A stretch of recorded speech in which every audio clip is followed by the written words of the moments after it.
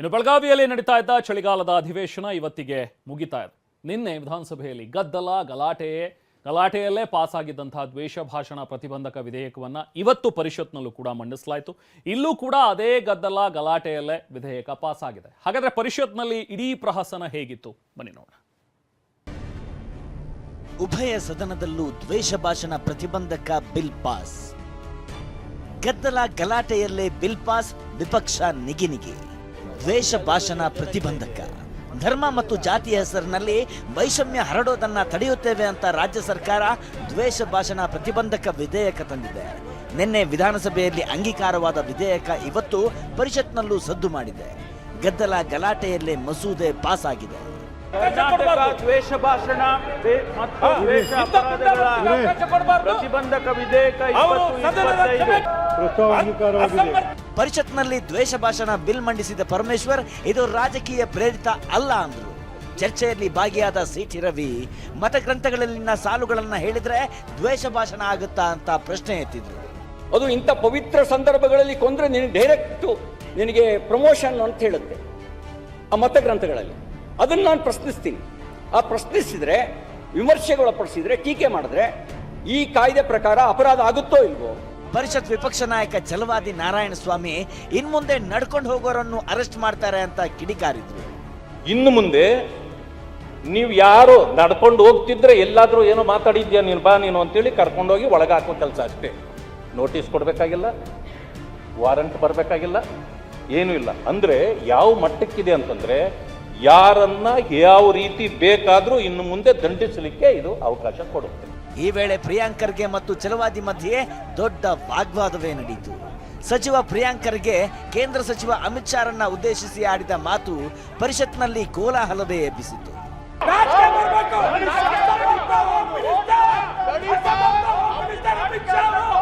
ವಿಧಾನಸಭೆಯಲ್ಲಿ ಉತ್ತರ ಕರ್ನಾಟಕದ ಕುರಿತ ಚರ್ಚೆಗೆ ಸಿಎಂ ಉತ್ತರ ನೀಡಿದರು.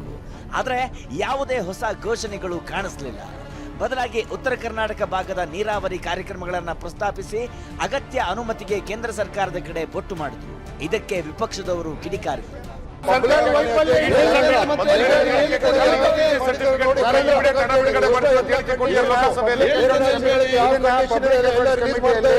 ನರೇಗಾ ದುಡ್ಡನ್ನ ಕೇಂದ್ರದವರು ಕೊಡ್ಲಿಲ್ಲ, ಮಹಾತ್ಮ ಗಾಂಧಿಯವರನ್ನ ಗುಂಡಿಟ್ಟು ಕೊಂದು ಬಿಟ್ರು, ಹೆಸರನ್ನ ಬದಲಾಯಿಸಿಬಿಟ್ರು ಅಂತ ಸಿಎಂ ಹೇಳಿದ್ರು. ಇದರಿಂದ ಕೋಲಾಹಲ ಉಂಟಾಯಿತು. ನರೇಗಾ ದುಡ್ಡು ಕೊಟ್ಟಿಲ್ಲ, ಹೆಸರು ಬದಲಾಯಿಸ್ಬಿಟ್ರು ಅಂತ ಮಹಾತ್ಮ ಗುಂಡಿ ಕೊಂದ್ಬಿಟ್ರು. ಮತ್ತೆ ಇನ್ನೊಂದ್ಸಾರಿ ನಿರ್ಜೀವವನ್ನ ಕೊಂದು ಹಾಕಿದ್ದಾರೆ.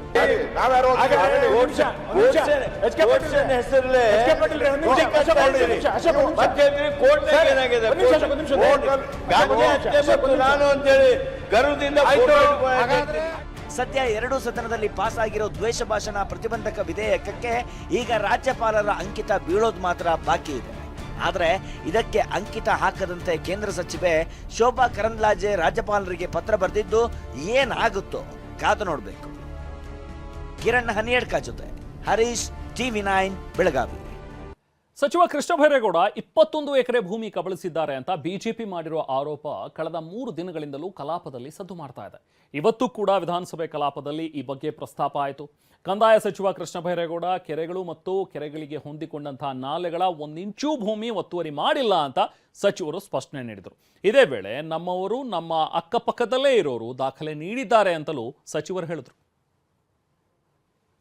ಇದು ನನಗಂತೂ ಸಂಬಂಧನೇ ಇಲ್ಲ.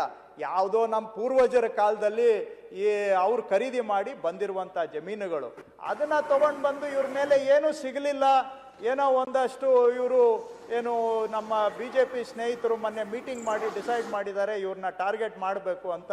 ಆ ಟೈಮ್ಗೆ ಯಾರೋ ನಮ್ಮ ಜೊತೆಯಲ್ಲಿ ಅಕ್ಕಪಕ್ಕ ಇರೋರು ಕೂಡ ಇದೆ ನೋಡ್ರಿ ನಿಮ್ಗೆ ಅಂತೇಳಿ ನಮ್ಮವರು ಅಲ್ಲಿ ಅವ್ರು ಮಾತಾಡ್ತಾ ಇದ್ರಂತೆ. ಏನಪ್ಪ ನಿಮ್ಮವರೇ ರೆಡಿ ಆಗ್ಬಿಟ್ಟಿದ್ದಾರೆ ಅಂತ ಕೆಲವರು ನಿಮ್ಮವರು ಹೇಳ್ತಾ ಇದ್ರಂತೆ. ಕೇಳ್ಪಡ್ತೆ ನಾನು ಕೂಡ ಕೆಲವು ಮಾಧ್ಯಮದವ್ರಿಗೂ ಫೋನ್ ಮಾಡಿ ಏನ್ರಿ ಇದ್ರ ಕಡೆ ಗಮನ ಕೊಟ್ಟಿದ್ದೀರಾ ಅಂತ ಕೆಲವರು ರಾಜಕೀಯದಲ್ಲಿ ಇದೆಲ್ಲ ರಾಜಕೀಯದಲ್ಲಿ ಸ್ವಲ್ಪ ನಿಷ್ಠುರವಾಗಿ ನಾವೆಲ್ಲ ತಯಾರಾಗಿರ್ಬೇಕು, ಎಲ್ಲದಕ್ಕೂ ತಯಾರಿ. ನಮ್ಮ ಪಕ್ಷದವರೇ ಇದ್ರ ಕಡೆ ತುಂಬಾ ಗಮನ ಹರಿಸಿದ್ದಾರೆ ಅನ್ನುವಂಥ ಒಂದು ಮಾತನ್ನ ಕೃಷ್ಣ ಬೈರೇಗೌಡರು ಯಾಕೆ ಹೇಳಿದ್ರು ಅಂತ ಹೇಳಿದ್ರೆ, ಬಂಗಾರಪೇಟೆಯ ಕಾಂಗ್ರೆಸ್ ಶಾಸಕರೇ ಆಗಿರುವಂತಹ SN ನಾರಾಯಣ ಸ್ವಾಮಿ ಜುಲೈ ತಿಂಗಳಲ್ಲೇ ಕೋಲಾರ ತಹಶೀಲ್ದಾರ್ಗೆ ಪತ್ರ ಬರೆದಿದ್ರು. ಗರುಡಪಾಳ್ಯ ಗ್ರಾಮದ ಒಟ್ಟು ವಿಸ್ತೀರ್ಣ, ಗ್ರಾಮದ ಎ ಖರಾಬು, ಬಿ ಖರಾಬು ಜಮೀನುಗಳ ಬಗ್ಗೆ ದಾಖಲೆ ಕೊಡಿ ಅಂತ ಕೋರಿದ್ರು. ಅದರಂತೆ ತಹಶೀಲ್ದಾರ್ ಅವರು ದಾಖಲೆ ಕೂಡ ಕಳಿಸಿದ್ರು.